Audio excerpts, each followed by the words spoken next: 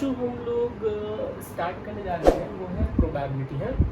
Probability जो है उसके बारे में जब बात करोगे आप तो प्रोबेबिलिटी बहुत ही इंपॉर्टेंट टॉपिक है सारे पर्सपेक्टिव से। सबसे पहले हम प्रोबेबिलिटी बात कर रहे हैं तो प्रोबेबिलिटी का जो आज हम लोग वीडियो में देखेंगे वो है प्रोबेबिलिटी का इंट्रोडक्शन, यानी प्रोबेबिलिटी के इंट्रोडक्शन के बारे में बात करेंगे। ठीक है, ये किस किस के लिए इंपॉर्टेंट है? देखो ये हर के लिए इंपॉर्टेंट है जो भी प्रोबेबिलिटी पढ़ना चाहता है। अदरवाइज प्रोबेबिलिटी का शायद वो 9th में हो, ठीक है, 10th में हो, 11th में हो, 12th में हो और डिप्लोमा में या फिर इंजीनियरिंग कर। ये 9th से लेकर के इंजीनियरिंग तक के लिए सारे बच्चों के लिए इंपॉर्टेंट टॉपिक है प्रोबेबिलिटी। और आज का क्लास ये सबके लिए है ना। तो आज के क्लास में हम लोग जो इंट्रोडक्शन पढ़ रहे हैं ये सबके लिए जरूरी है, ठीक, सब लोग पढ़ सकते हैं इसको, सब लोग के सिलेबस की चीज है। तो बेसिकली आज हम लोग प्रोबेबिलिटी को इंट्रोड्यूस कर रहे हैं कि प्रोबेबिलिटी होता क्या है ना। तो प्रोबेबिलिटी क्या होता है आप भी जानते हो। अगर आप 10th में हो, 11th में हो, 12th में हो तो आपने 9th में पढ़ा होगा। अगर आप 11th में हो तो आपने 10th में पढ़ा होगा। डिप्लोमा में हो तो भी आपने 10th में पढ़ा होगा कि प्रोबेबिलिटी होता क्या है। देखो प्रोबेबिलिटी जो होता है ना, बेसिकली बाबू मेरा, प्रोबेबिलिटी कहते हैं संभावना को। संभावना यानी किसी काम के होने की क्या चांसेस है, क्या संभावना है, यही कहलाता है प्रोबेबिलिटी। अब जैसे हम कोई काम करने जा रहे हैं, जैसे हम एक कॉइन को उछाल रहे हैं, अब वो कॉइन हेड आएगा कि टेल आएगा। अगर हेड आने की क्या संभावना है, टेल आने की क्या संभावना है, यही कहलाता है प्रोबेबिलिटी। आप लूडो खेलते हो, पासा फेंका, अब जो पासा हमने फेंका है उसमें 1 आएगा, 2 आएगा, 3 आएगा, 4 आएगा, 5 आएगा, 6 आएगा, क्या आएगा, यही कहलाता है बेसिकली प्रोबेबिलिटी। उसकी जो हम संभावना निकालते हैं, चांसेस निकालते हैं, उसी को प्रोबेबिलिटी बोलते हैं। तो प्रोबेबिलिटी को आप हिंदी में बोल सकते हो कि प्रोबेबिलिटी का मतलब होता है संभावना, इंग्लिश में बोल सकते हो क्या होता है, चांसेस। इसी के बारे में बात करेंगे। तो प्रोबेबिलिटी के अंदर में जो सबसे पहली चीज है ना मेरा लाल, वो है सैंपल स्पेस। Sample space. अब ये सैंपल स्पेस किस चिड़िया का नाम समझे? सैंपल स्पेस होता क्या है? सबसे पहला जो मेरा चीज है वो है सैंपल स्पेस। अब सैंपल स्पेस क्या होता है? तो बोलता है द सेट ऑफ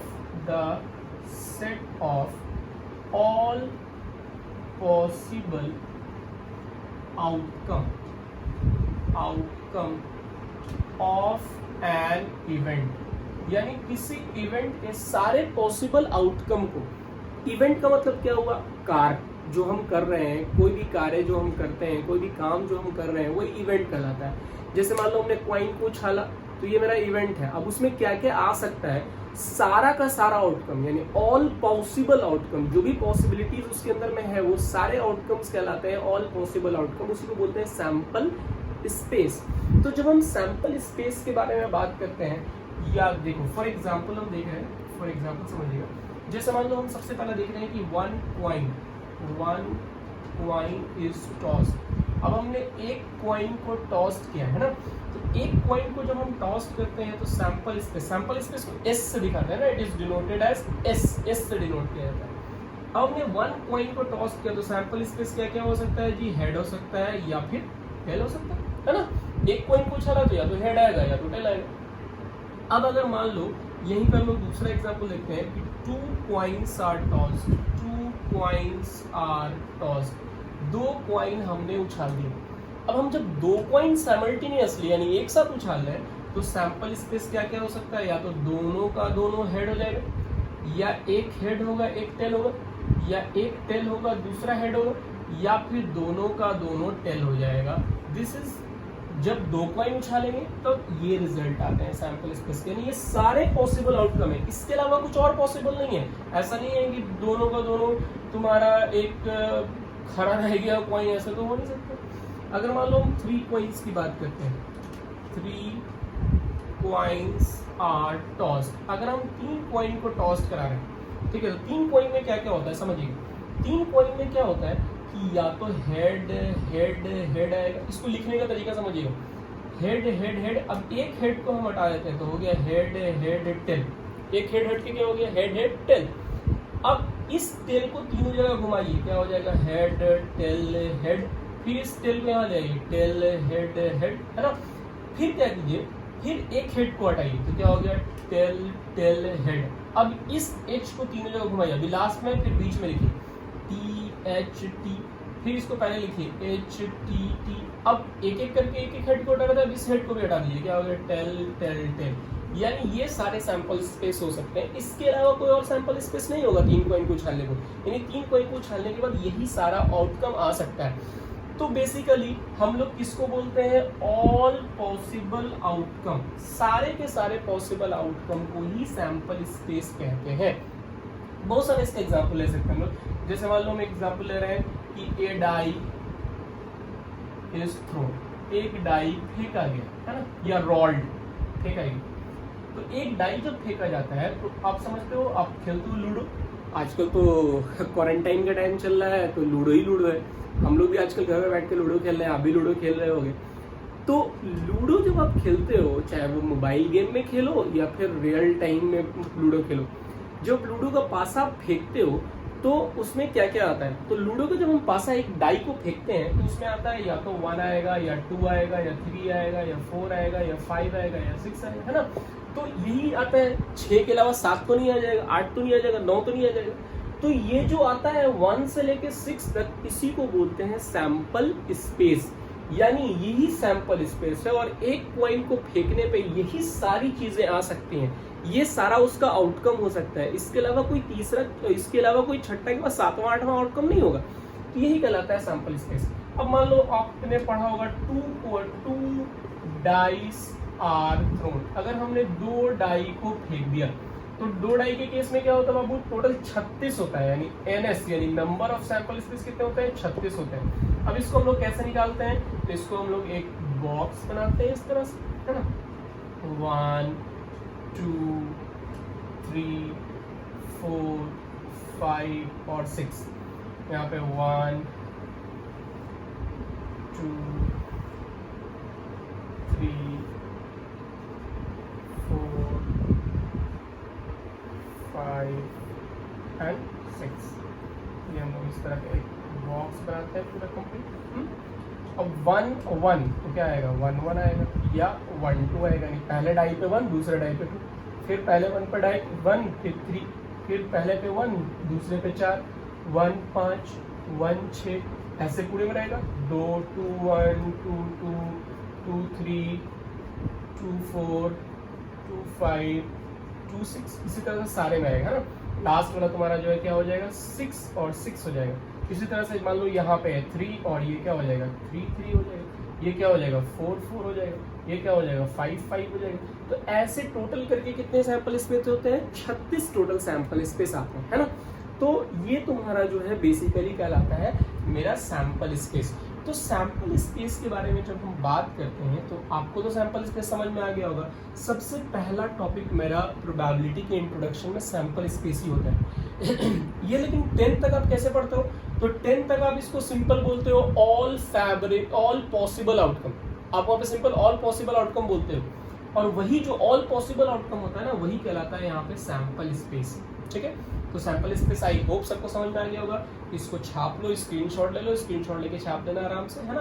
फिर हम लोग इसको आगे बढ़ते हैं। और आप इससे पहले जो हम लोग बात किया था सैंपल स्पेस के बारे में, ये भी सैंपल स्पेस का ही एग्जांपल है जिसको हम लोग बोलते हैं प्लेइंग कार्ड्स। ठीक है, प्लेइंग कार्ड के बारे में आप जानते होंगे, ताश जिसको बोलते हैं शायद हिंदी में, ताश का पत्ता जिसको बोलते हैं, जो आप खेलते हो, बहुत सारे लोगों को देखते होगे खेलते हैं ट्रेन्स में, ऐसे भी बैठ के गाँव वगैरह में खेलते हैं। दूसरा दिवालीज वगैरह में, दिवाली में हम लोग खेलते हैं बेसिकली।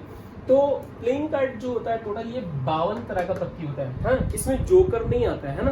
तो ये जो 52 पत्ती होता है, इसका कैसे कैसे डिस्ट्रीब्यूशन होता है, ये प्रोबेबिलिटी में हम लोग को सीखना बहुत जरूरी है, क्योंकि प्रोबेबिलिटी में सबसे ज्यादा क्वेश्चन इसी से होता है ना। तो इसको बढ़िया से समझिएगा। बोलता है प्लेइंग कार्ड सबसे पहले 2 तरह के कार्ड में डिवाइड होता है। कौन कौन 2 तरह का कार्ड होता है भाई, ब्लैक और दूसरा रेड। ब्लैक कार्ड होता है 26 और रेड कार्ड कितना होता है 26, यानी ये 2 तरह के कार्ड में डिवाइड होता है, पहला ब्लैक दूसरा रेड। ब्लैक 26 होता है, रेड 26, 52 2 इक्वल पार्ट में डिवाइड हुआ। अब ये जो ब्लैक कार्ड है ये फिर 2 तरह के कार्ड में डिवाइड होगा। कौन कौन, स्पेड्स और क्लब। ये क्लब और स्पेड्स, 13 ठो तुम्हारा क्लब होता है और 13 ठो स्पेड्स होता है, 26 फिर 2 इक्वल पार्ट में डिवाइड हुआ। और रेड कार्ड भी 2 पार्ट में डिवाइड होता है, एक होता है हार्ट और दूसरा होता है डायमंड। 2 तरह का कार्ड हुआ रेड, एक हार्ट दूसरा डायमंड। हार्ट भी 13 होता है, डायमंड भी 13 होता है। अब सबसे पहले ये 2 तरह के कार्ड में डिवाइड हुआ, फिर ब्लैक भी 2 तरह के कार्ड में डिवाइड हुआ। अब ये जो क्लब है ये भी 2 तरह के कार्ड में डिवाइड होगा। एक होता है फेस कार्ड जो 3 पीस होता है, 3 टू, और दूसरा होता है न्यूमेरिक कार्ड जो 10 होता है। ये 13 टू टोटल था, 3 तो फेस कार्ड हुआ, 10 टू न्यूमेरिक कार्ड। उसी तरह से स्पेड्स का भी 3 टू फेस कार्ड, 10 टू न्यूमेरिक कार्ड। उसी तरह से हर्ट का भी 3 टू फेस कार्ड और 10 टू न्यूमेरिक कार्ड। डायमंड का भी 3 फेस कार्ड और 10 न्यूमेरिक कार्ड। ऐसे सारे डिवाइड्स होते हैं, ठीक है। अब ये जो फेस कार्ड है वो 3 तरह का होता है ना, किंग, क्वीन और जैक। सबके पास, स्पेड्स के पास भी 3 फेस कार्ड में, एक क्वीन होगा, एक क्वीन होगी और एक जैक होगा। इस हर्ट के पास भी एक किंग होगा, एक क्वीन होगा, एक जैक होगा। डायमंड के पास भी किंग होगा, क्वीन होगा और जैक होगा फेस कार्ड में। दूसरा होता है न्यूमेरिक कार्ड। न्यूमेरिक कार्ड में एस से लेकर 10 तक। एस का मतलब होता है इक्का, जिसको हम लोग कहते हैं तुर्क का इक्का। तो ये जो इक्का से लेके दहला तक यानी 10 तक होता है, बेसिकली नंबर्स होते हैं। इक्का 1 नंबर है, फिर उसके बाद 2, 3, 4, 5, 6, 7, 8, 9, 10। हर कार्ड में 10 ठो रहेगा। इसमें भी देखो न्यूमेरिक कार्ड 10 ठो, इसमें भी इक्का से स्टार्ट होगा, यानी एस से स्टार्ट होगा, एस से लेके 10 तक। इसमें भी एस से लेके 10 तक, इसमें भी एस से लेके 10 तक। ये किंग है ना, देखने में लग रहा है ऊपर ताज बना हुआ है, किंग है, इस तरह का फेस बना हुआ है। ये क्वीन है, देखो देखने में लग रहा है बड़ा बड़ा बाल है, ताज है और साथ साथ लिपस्टिक भी लगा दिया ताकि आपको डिफरेंस पता चले। तो ये किंग, क्वीन और जैक है ना।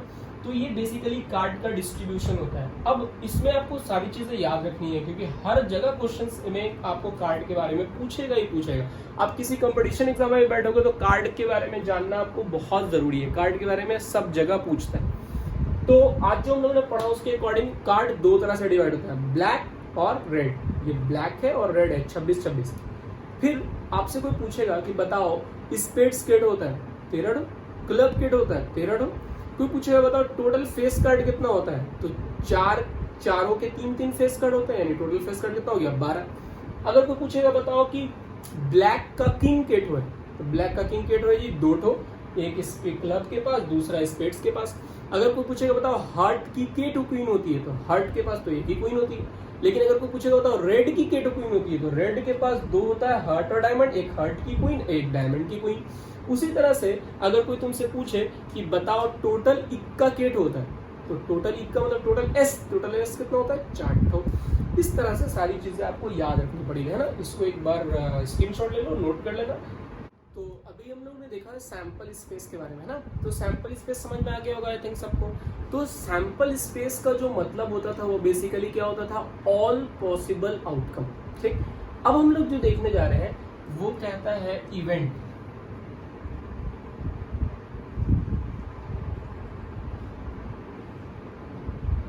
इवेंट क्या होता है, बोलता है the set of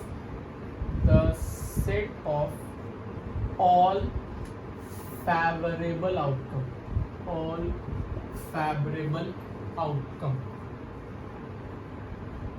are known as event।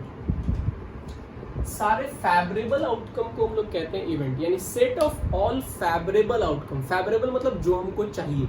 जैसे मान लो कि हमने क्वाइन उछाला, अब हमको क्वाइन उछालने के बाद क्या चाहिए, हेड चाहिए। मेरा हेड आने पे हम जीतेंगे, तो हेड मेरा फेवरेबल आउटकम हो गया।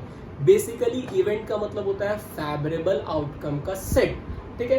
तो फेवरेबल आउटकम के सेट को ही हम लोग कहते हैं इवेंट। फॉर एग्जाम्पल समझते हैं, देखिए एग्जाम्पल जैसे मान लो हमने क्या किया, एक डाई फेंक, सैंपल स्पेस क्या होगा 1 2 3 4 5 6, ये मेरा हो गया sample space.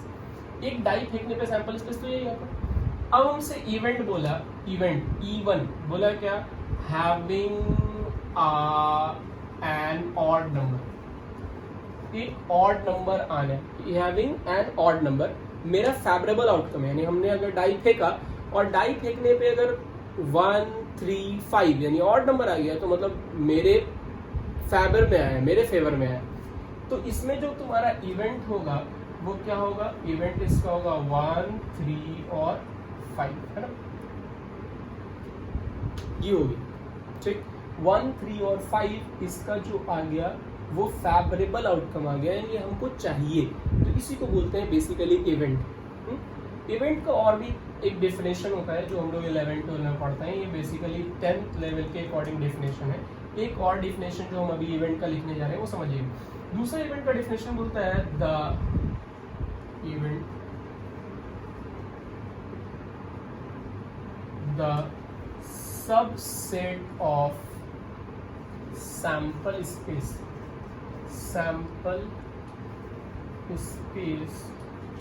is known as event। Sample space के सबसेट को भी हम लोग इवेंट कहते हैं, ठीक है। अब सबसेट क्या होता है जी, अभी एक तो टॉपिक है 11th का। 11th में आपको पढ़ना है सेट थ्योरी, उसी में टॉपिक आता है जिसको बोलते हैं हम लोग सबसेट। अब ये जो सबसेट है वो होता है क्या, समझिए। जैसे ये S है, S यानी सैंपल स्पेस है, 1 2 3 4 5 6 है। अब ये कोई इवेंट है E1 यानी 1 3 5 जो हैविंग एन ऑड नंबर 1 3 5 होता है, तो 1 3 5। अब अगर ये इस इवेंट के सारे एलिमेंट इसमें पाए जाएंगे, यानी इसका सारा एलिमेंट अगर इसमें एग्जिस्ट करेगा तो वो कहलाता है उसका सबसेट, है ना। तो 135 इसमें एग्जिस्ट कर रहा है, तो दैट मीन्स कि इसका मतलब ये हुआ कि E1 is a subset of S। Subset को इस तरह से दिखाना है ना, ऐसे करके ऐसे दिखाते हैं। तो ये मेरा जो E1 है वो S का सबसेट है। S मतलब सैंपल स्पेस का सबसेट है, ठीक है। और भी बहुत सारा एग्जांपल देख सकते हैं। जैसे मान लो दूसरा एग्जांपल ले रहे हैं हम लोग इसी का दूसरा एग्जांपल ले रहे हैं कि जैसे मान लो E2 है। E2 क्या है, हैविंग प्राइम नंबर, किसी प्राइम नंबर को आना हम मान रहे हैं कि मेरा इवेंट है, फेवरेबल आउटकम।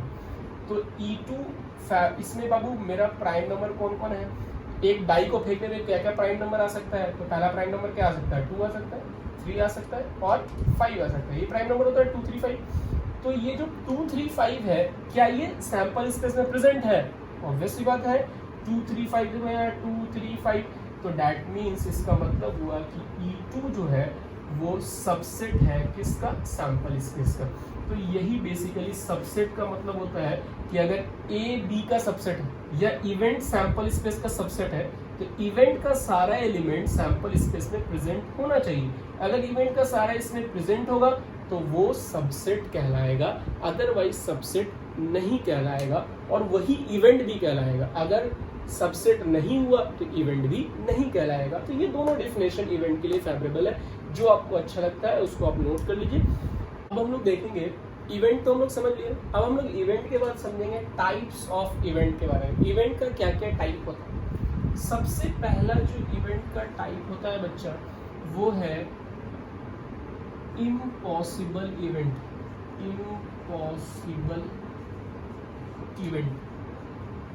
इम्पॉसिबल इवेंट क्या होता है ना। सबसे पहले बात करेंगे इम्पॉसिबल इवेंट के बारे में। अब ये जो इम्पॉसिबल इवेंट है इवेंट के टाइप में, इसका मतलब क्या होता है? इसका मतलब होता है the event having no any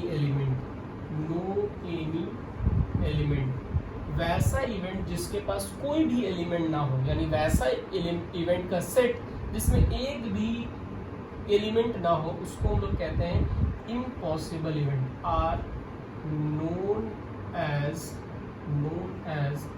impossible event, ठीक है। इम्पॉसिबल मतलब जो हो ही नहीं सकता। जैसे फॉर एग्जाम्पल, जैसे मान लो कोई एक डाई फेंक रहे हैं, 1 2 3 4 5 6, ठीक है। एक डाई हमने फेंका तो सैंपल स्पेस 1 2 3 4 5 6 होगा। अब तुमसे अगर पूछ दिया कि E जो है या E1 जो है या A से अगर हम दिखा रहे हैं इवेंट को, तो A जो है वो हैविंग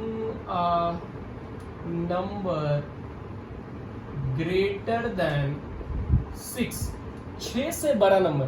तो क्या 6 से बड़ा नंबर पॉसिबल है? ऑब्वियसली बात है, पॉसिबल नहीं है। तो A जो हो गया उसमें कोई भी एलिमेंट नहीं है, नो एनी एलिमेंट, यानी इसको हम लोग 5 से दिखाते हैं। किससे दिखाते हैं? 5 से। जिस सेट में कोई भी एलिमेंट नहीं होता है वो नल सेट कहलाता है या इम्पिटी सेट कहलाता है, यानी खाली सेट। उसको हम लोग किससे दिखाते हैं? 5 से। यानी बेसिकली इम्पॉसिबल है या कुछ नहीं है उसके अंदर, तो इसको 5 से दिखाएंगे, है ना। दूसरा होता है श्योर इवेंट। श्योर इवेंट क्या होता है? श्योर इवेंट किसको कहते हैं? वैसा इवेंट, द इवेंट having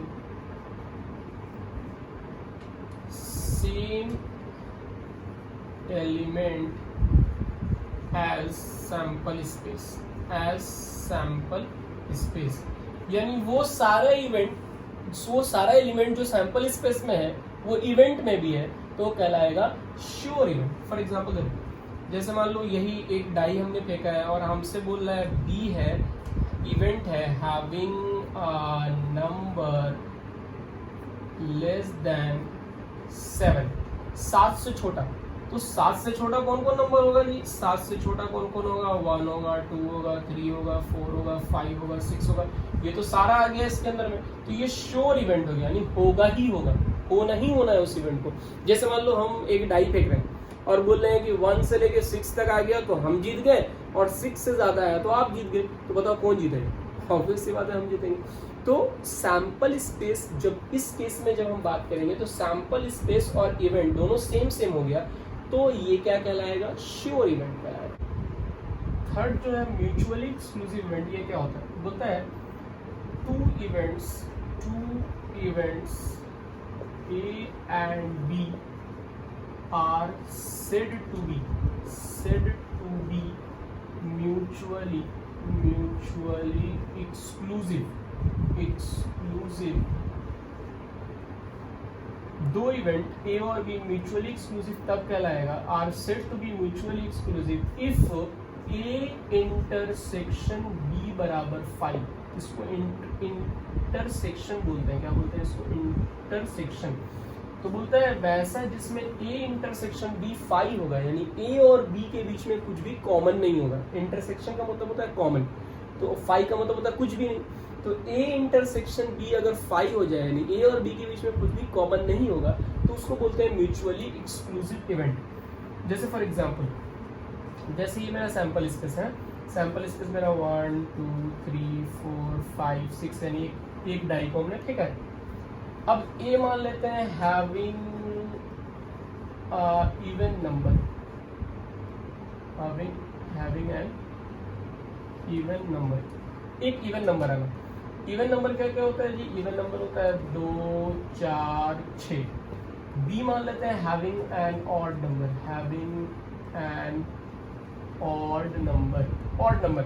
तो B ऑड नंबर क्या क्या होता है? 1 3 5। ठीक है, तो A और B के बीच में, इसको इंटरसेक्शन का साइन है ये उल्टा U, इसके बीच में कुछ भी कॉमन है? देखो तो 2 4 6 1 3 5। इंटरसेक्शन का मतलब होता है कॉमन। कुछ भी कॉमन है? नहीं, कुछ भी कॉमन नहीं, मतलब एक खाली है, खाली मतलब 5। तो वैसा इवेंट, वैसे दो इवेंट म्यूचुअली एक्सक्लूसिव कहलाएंगे इफ दोनों के बीच में कुछ भी कॉमन नहीं होगा। इसी को बोलते हैं म्यूचुअली एक्सक्लूसिव इवेंट। हाँ, चौथा है एग्जॉस्टिव इवेंट। तो एग्जॉस्टिव इवेंट क्या होता है? बोलता है कि let E1, E2, E3 .En are some event of an experiment. किसी एक्सपेरिमेंट के ये ढेर सारे इवेंट है, 2 3 4 5 6 8 10 जितने भी इवेंट है, E1 से लेके En तक कुछ इवेंट्स हैं किसी एक्सपेरिमेंट।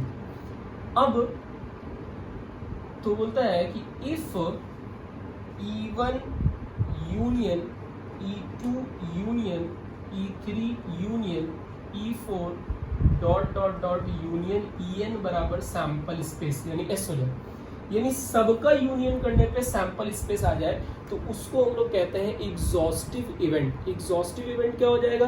तो सबको जब हम यूनियन करेंगे और सबको यूनियन करने के पर हमको क्या मिल जाए? सैंपल स्पेस मिल जाए। अब देखो, एक वर्ड आया, यहाँ पे आया था इंटरसेक्शन, यहाँ पे आया यूनियन। यूनियन क्या होता है? यूनियन का मतलब अभी हम लोग समझेंगे यूनियन का मतलब क्या होता है। ठीक है, जैसा हम यहाँ पे यूनियन आपको समझा दे रहे हैं, यूनियन का मतलब क्या होता है समझिएगा। यूनियन का मतलब, यूनियन को हम लोग ऐसे दिखाते हैं, ए यूनियन बी।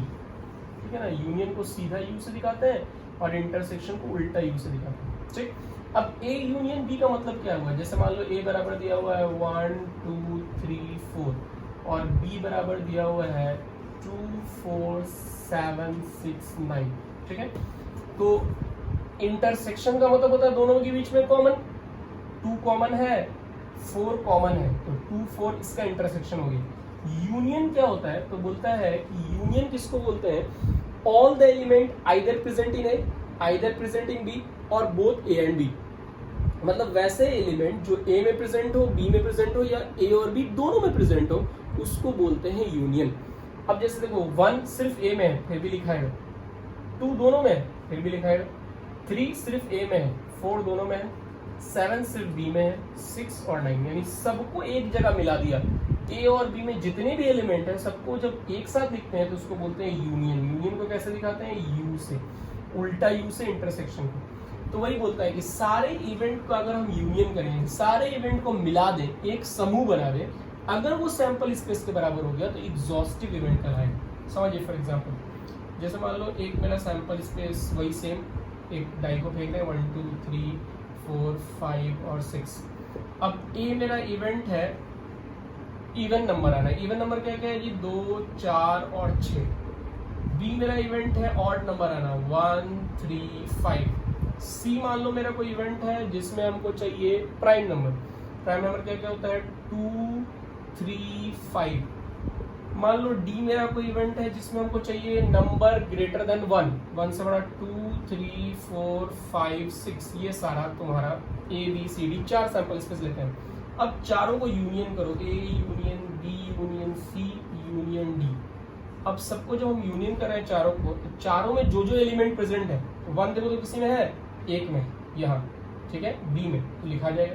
2 देखो सब में है, 3 में, 3 भी है, 4 भी है, 5 भी है और 6 भी। तो ये सारा जब हम यूनियन किया तो सब का सब हमको मिल गया, यानी ये किसके बराबर हो गया, सैंपल स्पेस के बराबर।